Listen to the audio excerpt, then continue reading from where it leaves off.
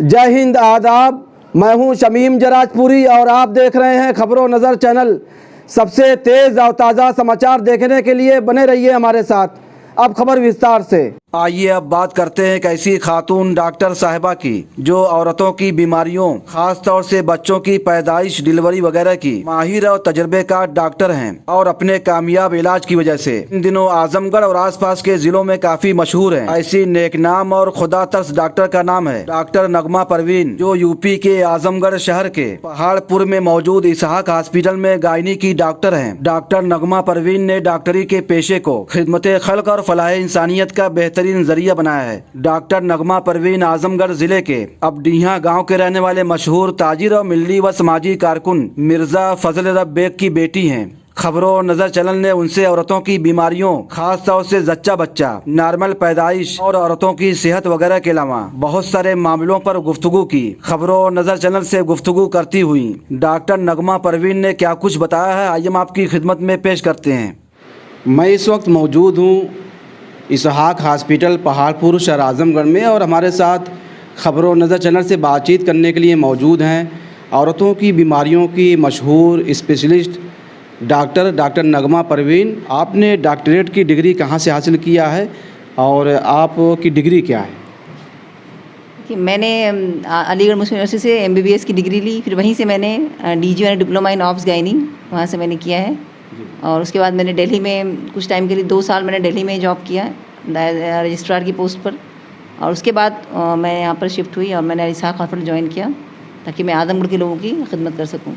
Doctor नगमा, औरतें जब हमल से हों, प्रेग्नेंट हों, तो किन चीज़ों का ख़ास तौर से ख्याल करना चाहिए खान पान को लेकर, खाने पीने की चीज़ों को लेकर, और इस दौरान क्या एहतियात करना चाहिए? हम देखते हैं कि औरतें बहुत लापरवाही करती हैं, डॉक्टरों से रुजू नहीं करती हैं, डॉक्टरों को दिखाती नहीं हैं और बहुत सारी जो है वो ख़तरनाक बीमारियों को दावत देती हैं। तो इस पर क्या कहना आपका? देखिए, ऐसा है कि आज भी हालांकि बहुत हर कदम पे डॉक्टर मौजूद, लेकिन फिर भी बहुत सारी औरतें होती हैं जो प्रेगनेंसी को बहुत लाइटली लेती हैं कि या बहुत घरों में ये होता है कि नहीं, अरे बच्चे, हमको ही बच्चे हुए हैं, वो इसलिए डॉक्टर के पास नहीं जाती क्योंकि जहन में ये बात कहीं ना कहीं उनकी सास या उनके जो घर के बड़े बुज़ुर्ग होते हैं कि अरे हमारे भी बहुत बच्चे हुए हैं, तो इतनी जल्दी डॉक्टर के पास जाने की ज़रूरत नहीं है, जब टाइम आएगा तो चले जाएंगे। तो सबसे पहली बात कि जैसे ही प्रेगनेंसी के बारे में पता चले तो शुरुआत के दिनों में ही डॉक्टर से कंसल्ट करना चाहिए, क्योंकि कई बार ऐसा होता है कि हमें नहीं पता होता कि बच्चा जो है आजकल, क्योंकि इन्फेक्शन बहुत होता है मरीज़ों में, जिसे हम PID बोलते हैं, उसके कारण जो है बच्चा कभी कभी ट्यूब में फंसा होता है। तो अगर औरतें थोड़ा जल्दी ही डॉक्टर के पास जाती हैं तो अगर बच्चा ट्यूब में है तो उसको दवा के ज़रिए भी सही किया जा सकता है। तो कभी कभी होता है जब लेट होता है तो पता है कि ट्यूब फट जाता है, और ऐसे केस में फिर मरीज़ के एक ट्यूब भी ख़राब हो जाता है और मरीज़ की जान को भी ख़तरा हो जाता है। तो इसलिए शुरुआत के दिनों में ही डॉक्टर से कंसल्ट करना चाहिए। और फिर डॉक्टर की जैसे जैसे कहता है वैसे उसका अल्ट्रासाउंड, हर अल्ट्रासाउंड का अपना एक इम्पॉर्टेंस होता है। एक बहुत बड़ा मिसकंसेप्शन है सोसाइटी में कि लोग अल्ट्रासाउंड कराने से डरते हैं। तो आपके चैनल के माध्यम से मैं ये भी कहना चाहती हूँ कि अल्ट्रासाउंड से बच्चे पे कोई नुकसान नहीं होता है। हर अल्ट्रासाउंड का अपना एक टाइम, एक इम्पॉर्टेंस, एक महत्व है। शुरुआत के दिनों में 2 महीने पर अल्ट्रासाउंड होता है ताकि बच्चे की धड़कन है, बच्चा सही जगह पे है। फिर 3 महीने पर अल्ट्रासाउंड होता है, एक 5 महीने पर होता है। इस तरह से टाइम पे अल्ट्रासाउंड कराना ज़रूरी, ताकि कोई भी दिक्कत अगर बच्चे को हो रही हो वो समय से पहले पता चल जाए, ताकि उसका जो भी इलाज है वो किया जा सके। पहले नॉर्मल पैदाइश होती थी, नॉर्मल जो है डिलीवरी होती थी। अब हम देखते हैं कि औरत प्रेग्नेंट है, पेट में बच्चा, तो हालत ख़राब हुई, सीरियस हुई, बहुत जल्दी हॉस्पिटल में जाती हैं और ऑपरेशन के लिए डॉक्टर कह देते हैं। तो इसके पीछे वजूहात क्या है कि नॉर्मल डिलीवरी हो? खासतौर से इसहाक हॉस्पिटल में मरीज़ा आती हैं जो प्रेग्नेंट हैं, तो क्या यहाँ पर नॉर्मल डिलीवरी वगैरह होती है यहाँ पर? जी, बिल्कुल नॉर्मल डिलीवरी हमारे यहाँ होती है। बहुत सारे पेशेंट ऐसे भी आते हैं जो गांव से, उनको डॉक्टर ने ऑपरेशन बोला है और यहाँ पे आके हम लोगों की, अगर हमें लगता है कि वो पेशेंट नॉर्मल डिलीवरी का केस है तो हम उसको नॉर्मल ही कराने की कोशिश करते हैं। और हमारी ज़्यादा कोशिश होती है कि भाई मरीज़ को ऑपरेशन से बचाया जा सके। अभी हमारे यहाँ एक पेशेंट, अभी आपको हम उससे मिलवाते हैं कि वो हमारे यहाँ आई तो थी ऑपरेशन ही के लिए, क्योंकि गाँव के डॉक्टर ने कहा कि उनको ऑपरेशन करना पड़ेगा। लेकिन जब यहाँ पर आई तो हमें लगा कि नहीं, ऑपरेशन की ज़रूरत नहीं लग रही थी अभी, क्योंकि बच्चे की कोई लाइफ नहीं लग रही थी। लगा था कि बच्चा ऑपरेशन भी करेंगे तो बचेगा नहीं, इसलिए हमने अपने मरीज़ को रात भर रोके रखा, ऑब्जर्वेशन में रखा। सुबह दूसरा अल्ट्रासाउंड कराया और उसके बाद हमने मरीज़ को की जान बचाने के लिए बच्चे को हमें टाइम से पहले पैदाइश करानी पड़ी। और बच्चा तो नहीं बच सका क्योंकि बच्चा इस कंडीशन में नहीं था, बच्चा 800 ग्राम का बच्चा था। जल्दबाजी क्यों की जाती है पैदाइश को लेकर? जो है नॉर्मल जो है पैदाइश तो आसानी से हो सकती है, क्या ऑपरेशन सिर्फ एक बहाना है डॉक्टरों का, हॉस्पिटलों का? नहीं, ऐसा तो नहीं, मुझे नहीं लगता कि ऐसा कोई डॉक्टर अगर ज़रूरी ऑपरेशन करता होगा। लेकिन कभी कभी होता है कि जो पेरिफेरी में डॉक्टर्स हैं उनकी अपने शायद एक्सपीरियंस कम होता है, इसलिए वो जल्दबाजी करते होंगे। जैसे कि आजकल क्या बहुत बड़ी प्रॉब्लम है कि मरीज़ को दर्द नहीं आता, वो उसकी वजह से कि दर्द नहीं आया, टाइम निकल के ऑपरेशन हो जाना चाहिए। तो ऐसे केस में ये होना चाहिए कि जब टाइम पूरा हो तो दर्द की दवाएँ मौजूद हैं, जो जिसको हम बोलते हैं इंडक्शन ऑफ लेबर, उसके थ्रू दर्द बढ़ाया जा सकता है और अपना नॉर्मल डिलीवरी की कोशिश की जा सकती है। और कई बार जो है कि अल्ट्रासाउंड की रिपोर्ट में कुछ ऐसी चीज़ें होती हैं, क्योंकि आजकल हर कोई अल्ट्रासाउंड कर रहा है, अनट्रेन्ड डॉक्टर्स भी अल्ट्रासाउंड कर रहे हैं। तो अनट्रेन्ड अल्ट्रासाउंड करने की वजह से कभी कभी रिपोर्ट में ऐसी प्रॉब्लम आ जाती है कि डॉक्टर को लगता है कि ऑपरेशन की ज़रूरत है, लेकिन जब अगर अल्ट्रासाउंड सही जगह से कराया जाए तो लगता है कि नहीं भाई, इसमें ऑपरेशन नहीं, नॉर्मल आराम से पैदाइश की जा सकती है। तो हमारे पास तो पेरिफेरी के बहुत सारे पेशेंट आते हैं जो ऑपरेशन की नीयत से आते हैं, लेकिन और यहाँ पर नॉर्मल पैदाइश हम लोग करवाते हैं उनकी।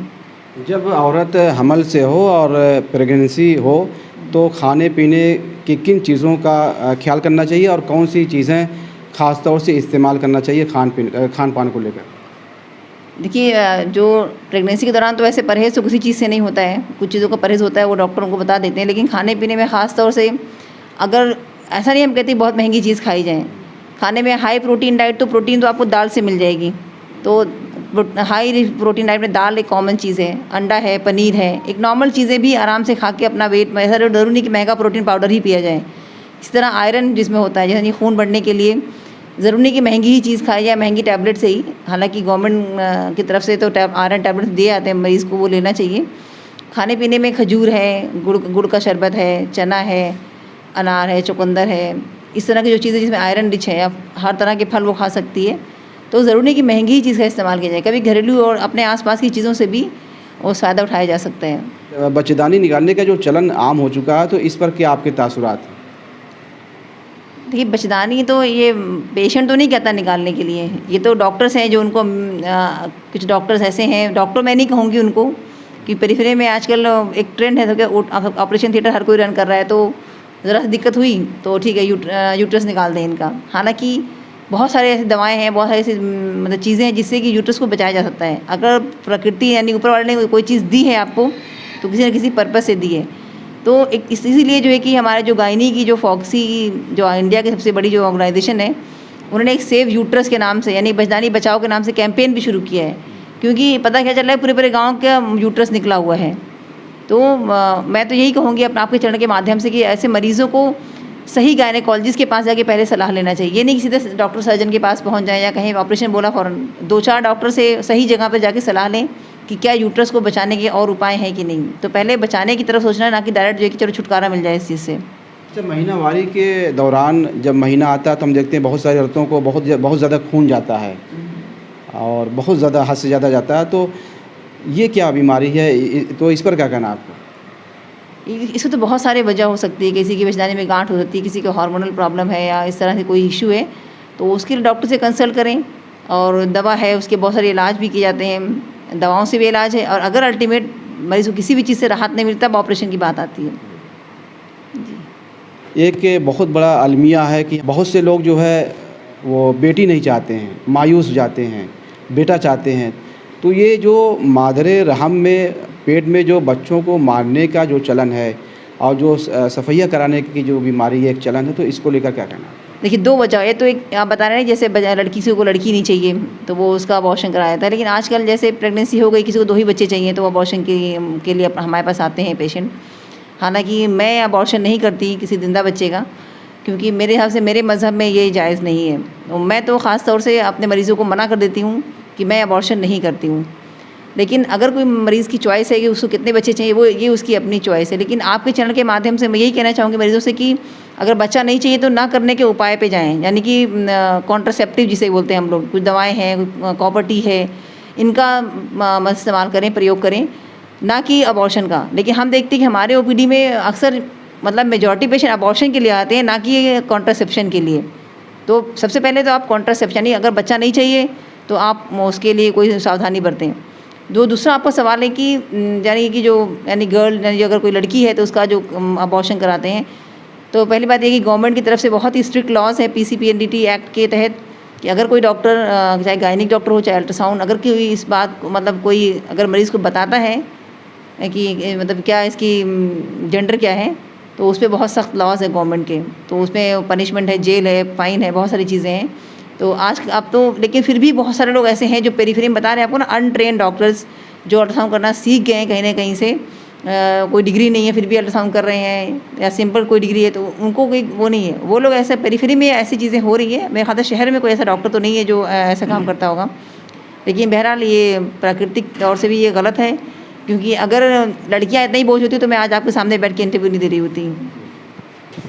ये थी डॉक्टर नगमा परवीन, जो औरतों की बीमारियों की मशहूर तजर्बेकार बासलाहियत डॉक्टर हैं, गायनी की स्पेशलिस्ट हैं। इसहाक हॉस्पिटल, पहाड़पुर, शहर आजमगढ़ से खबरों नज़र चैनल के लिए शमीम जराजपुरी, आजमगढ़।